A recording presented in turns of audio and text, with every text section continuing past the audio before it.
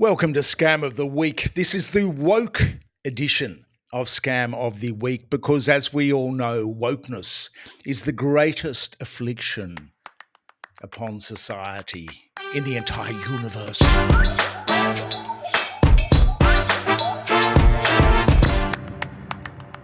Thank you for your support here. Please like, share and comment in the section below. And we're just going to leave you with this photograph. This morning we got served by a process server. Defamation lawyers, somebody with hurt feelings. These lawyers now, the tactic is not to return phone calls, which they haven't.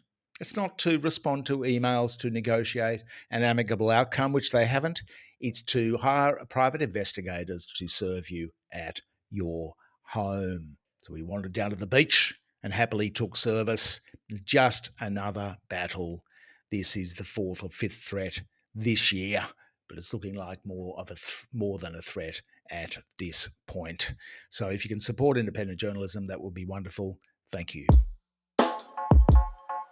We've got the woke radical left, AFL, the corporate regulator ASIC going woke, our new allies in the Middle East now woke, Al-Qaeda even, and ISIS have gone woke. Yes, DEI.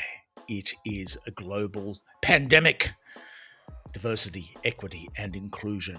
Now, the Minister for something or other, Paul Fletcher, one of the coalition's shadow ministers, he was decrying those woke teals this week. They are the apogee of wokeness, the teals, of course, with all their stuff about women and integrity in government and climate science. According to Paul, they dudded, they'd misled, they'd conned. The teals had conned Liberal voters in his electorate of Bradfield. They must be very gullible, those voters in Bradfield, to be conned by those evil teals. Penny Wong got all woke, joining the rest of the world, voting for Palestine. How woke is that? We don't even support genocide anymore as a nation. We're totally woke. Peter Dutton, who blamed Labor this week for still not coming out with his nuclear costings. He was appalled. Peter was absolutely appalled as his beloved IDF was busy sniping children and stealing more land and burning people alive. Peter said that Labor was, and we quote, a threat to civilization itself. No hyperbole there from Peter. Wokeness is indeed an evil thing. Wokeness has infiltrated every corner of our society. If you don't believe me, listen to Sky News.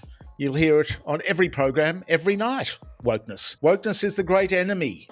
Even in footy, in football, the sacred game.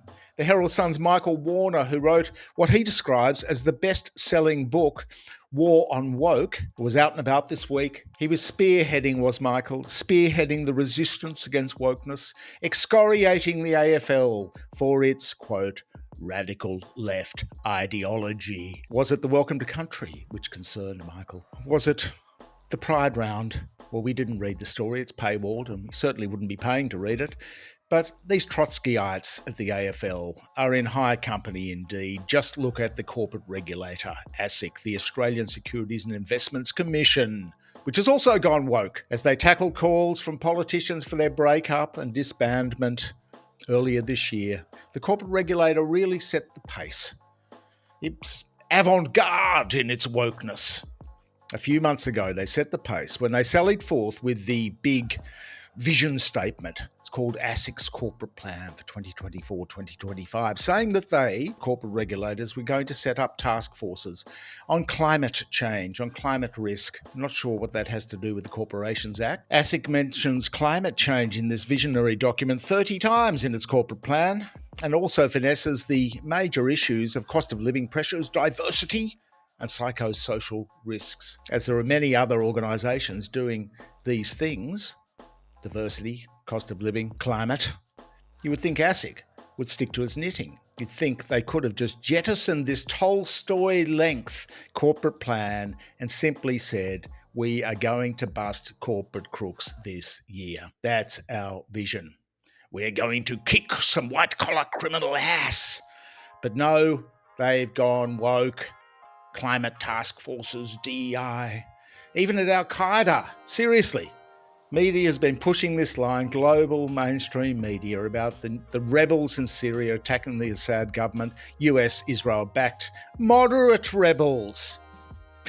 It's in every news story, moderate rebels. This is Al-Qaeda and ISIS rebranded, of course, with new names. And in the Wall Street Journal, as well as everywhere else, there were these stories about diversity, how the moderate rebels had now embraced diversity. They're marketing another war. It's the latest effort to destabilise the government by creating the impression that the head choppers had changed their ways and they were now the good guys. Well, if Washington's new friends, the new woke Al-Qaeda, if they're Washington's new friends, that means that they're our new friends too, because they're part of the rules-based global order. Lucky Jim Chalmers had a mixed week too. Well, the GDP, the economic growth numbers came in at a sleepy 0.3% for the quarter. That's now 7 consecutive quarters of negative growth if you strip out immigration. The headline was still in the positive, just. Jim got, of course, excoriated himself for not being in recession by the business lobby. We are indeed the lucky country. Thanks to commodity exports, in less than 20 months, Treasury has jacked up the estimated tax take by a sparkling $365 billion. The beneficiaries? Lucky Jim Chalmers and foreign multinationals. And the tax take, of course, fair enough. Now, that doesn't count the handouts, of course. We covered the taxpayer subsidies for Chevron's, this is a scam, Gorgon CCS project, carbon capture and storage, where you bury the emissions in the ground. So we did that story this week. Zach Schumer did that story. And his new data came out showing again that the CCS con doesn't work. It's just an excuse to delay the end of fossil fuels and say they can capture this stuff commercially when they can't. Yes, the government has been scammed, but we didn't manage to cover the subsidised flights for poor little Woodside. The subsidised flights, yes, taxpayers subsidising Woodside's FIFO worker flights. Or the exclusive, the big red tagged exclusive in the Murdoch press. Every paper, happens every 2 months, gas shortage, about Australia running out of gas. We're one of the world's, if not the world's biggest LNG exporter. We didn't cover this story because it's not true. It's simply a lie.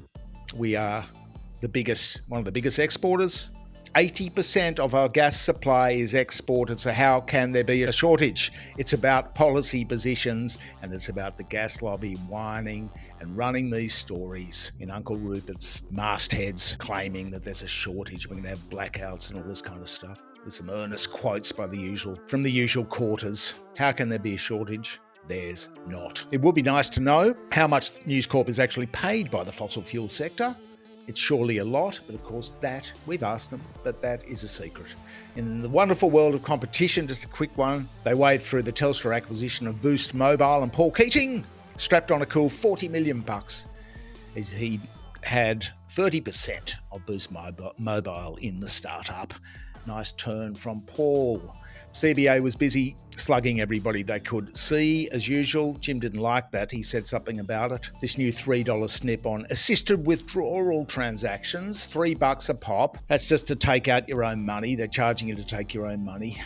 It's quite a large fee too, given it doesn't cost them anything. It's just a grab. This, while CBA is busted for spamming yet again, illegally breaking the law in a serial way yet again. And that's on top, of course, the 53,000 breaches of money laundering back in the day, a couple of years ago. The innumerable frauds and cons which emerged in the Royal Commission, ComInsure scandal. I mean, the list is long. This is what gives the Business Council lobbyists license to lecture governments on their behaviour rather than be a bit more introspective and look to their own people. Anyway, that is the scam of the week. Who are we going to give it to?